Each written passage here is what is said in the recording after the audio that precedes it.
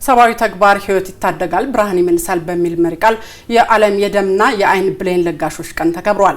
የኢትዮጵያ ደምና ህብረ ህዋስ ባንክ አገልግሎት 23ኛውን የዓለም የደምና የአይን ብሌን ለጋሾች ቀንን ምክንያት በማድረግ የእውቅናና የምስጋና መርሃ ግብር አከናውኗል። በመድረኩ ላይ የተገኘችው ባልደረባችን ቅድስት ብርሃኑ ተጨማሪ መረጃዎችን ልታደርሰን እዚህ ስቱዲዮ ትገኛለች። እንዴት አመሸሽ ቅድስት? እንዴት አመሸሽ አመለወርቅ? አለን ይመስገን። በመድረኩ ላይ ምን ተጨማሪ ጉዳዮች ምን ሀሳቦች ተነሱ የሚለውን እስኪ ለተመልካቾቻችን አርሽል። የዓለም የደምና የአይን ብሌን ለጋሾች ቀንን ስናስብ እንግዲህ ወደ ኋላ ወደ ዛሬ 23 ዓመት ይወስደናል።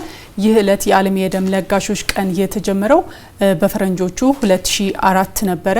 ከዛ ወዲህ እንግዲህ የዓለም የጤና ድርጅት ከ2005 በፈረንጆቹ ጀምሮ የዓለም የደም ለጋሾች ቀን በየአመቱ እንዲከበር ወስኗል።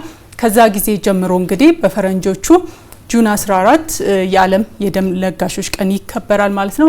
ኢትዮጵያም ይህንን እለት ማክበር የጀመረችው በዓለም አቀፍ ደረጃ መከበር ከተጀመረ ጀምሮ ነው። በዛሬው እለትም እንግዲህ የዓለም የደምና የአይን ብሌን ለጋሾች ቀን ለ23ኛ ጊዜ ተከብሯል ማለት ነው። የዓለም የደምና የአይን ብሌን ለጋሾች ቀንን በማስመልከት የኢትዮጵያ የደምና ህብረ ህዋስ ባንክ አገልግሎት ሰባዊ ተግባር ህይወት ያተርፋል ብርሃን ይመልሳል በሚል መሪ ሀሳብ ነው በዛሬው ዕለት የእውቅናና የምስጋና መርሃ ግብር ያከናወነው።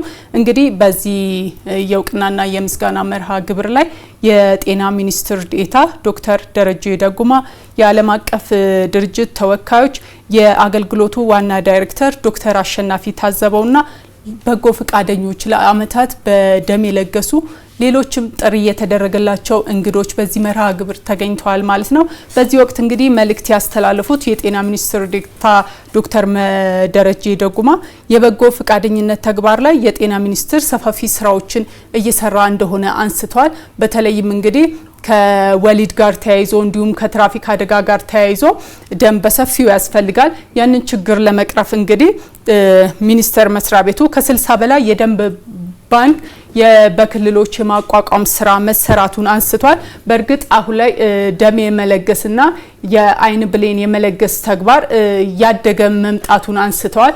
ቢያድግም ግን ካለው ከችግሩ አንጻር ከሚያስፈልገው ደም አንጻር ማደግ እንዳለበት ነው ያነሱት ማለት ነው። ከደም ልገሳ ባለፈም የአይን ብሌን ንቅለ ተከላ ላይ ሚኒስቴር መስሪያ ቤቱ የሕክምና ተቋማትን የማስፋፋት ስራ መስራቱንም ጨምረው ተናግረዋል ማለት ነው። የኢትዮጵያ ደምና ህብረ ህዋስ ባንክ አገልግሎት ዋና ስራ አስኪያጅ ዶክተር አሸናፊ ታዘበው በበኩላቸው በበጀት አመቱ ከ441 ሺህ ከረጢት በላይ ደም መሰብሰቡን አንስተዋል። ይህ ከተመሳሳይ በጀት አመት ጋር ሲነጻጸር የ19 በመቶ እድገት እንዳለው ነው ያነሱስ። በተመሳሳይም በበጀት አመቱ 338 የአይን ብሌን ለማሰባሰብ አቅዶ 411 በላይ የአይን ብሌን ማሰባሰብ መቻሉን ተናግረዋል ማለት ነው። በመርሃ ግብሩ እንግዲህ ለአመታት በበጎ ፈቃደኝነት ደም የለገሱ ዜጎች የምስጋናና የእውቅና መርሃ ግብር ተከናውኗል። ከዛሬ ጀምሮ ይህ ተግባር እንግዲህ በተለያዩ ንቅናቄዎች እንደሚታሰብ በመርሃ ግብሩ ተነግሯል ማለት ነው።